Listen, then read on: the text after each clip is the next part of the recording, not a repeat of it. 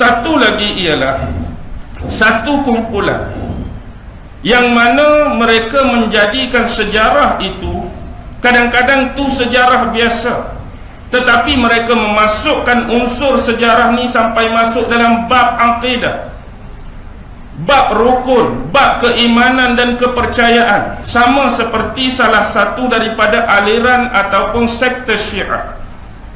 Syiah ni besar, Syiah ni umum, tetapi Syiah mempunyai banyak aliran, kita tahu. Syiah mempunyai banyak cabang, kita tahu. Syiah mempunyai banyak sekte, kita tahu. Tetapi dalam hak banyak-banyak yang popular dan sering diangkat sebagai dominan ialah Syiah Imamiyah, Syiah Rafidah, Syiah Imam 12. 3 serangkai nama sama saja, kumpulan yang sama, yang mana salah satu daripada rukun akidah dan rukun imam mereka kena percaya kepada Imam 12. Kalau kita tak percaya kepada Imam 12, apa jadi? Kufur, kafir. Padahal persoalan tentang Imam 12 ni hanya berlaku dalam sejarah, yang mana mereka memilih untuk mengutamakan dan mengaulakan Sayyidina Ali berbanding dengan 3 sahabat khalifah sebelum ini.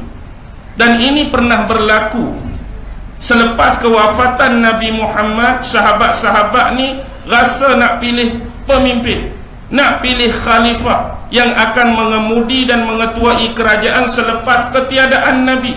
Dan jumhur sahabat pada zaman dan waktu tersebut memilih dan membai'ah Sayyidina Abu Bakar As-Siddiq. Ini jumhur sahabat yang pilih. Tetapi golongan-golongan aliran Syiah ini menganggap yang lebih utama dan aula untuk dijadikan sebagai khalifah dan pemimpin utama selepas kewafatan Nabi ialah Ali. Kalaulah benda ni benar-benar menjadi satu keutamaan dan benar-benar wasiat yang paling penting daripada Rasulullah, maka Ali sememangnya tak akan pernah berdiam diri. Benda ni benda hak, benda ni benda benar. Nabi pesan, kalaulah aku wafat, aku meninggal, aku yang kena jadi pemimpin, aku yang kena jadi khalifah, aku yang kena jadi ketua kamu. Ali patut suarakan sebab ni amanah, sebab ni wasiat Nabi. Tetapi hal ni tidak pernah disuarakan oleh Ali sendiri dalam sejarah.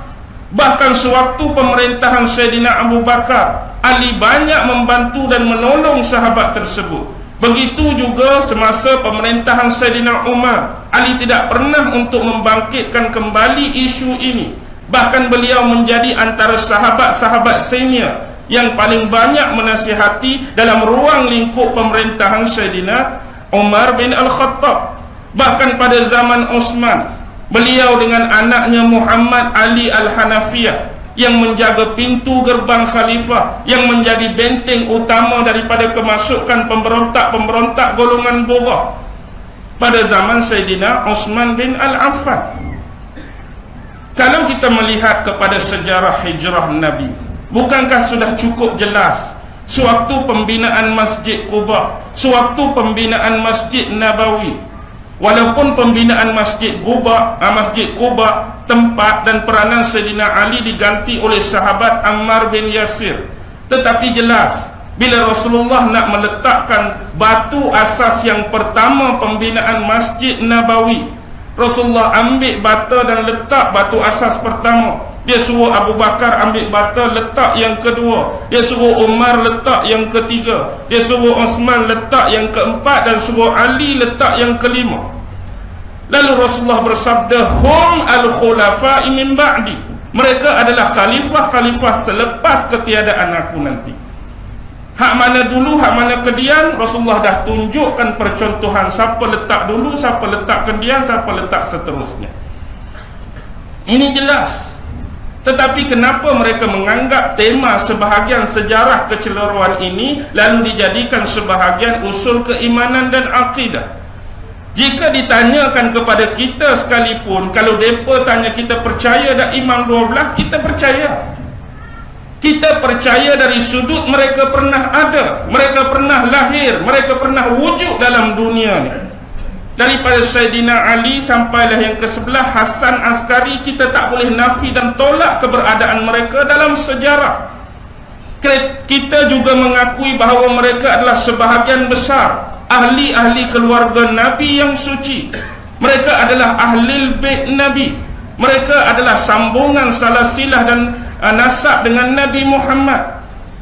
Kita menghormati, kita menyayangi, kita mengasihi ahli keluarga Nabi sama seperti kaum kerabat Rasulullah yang lain.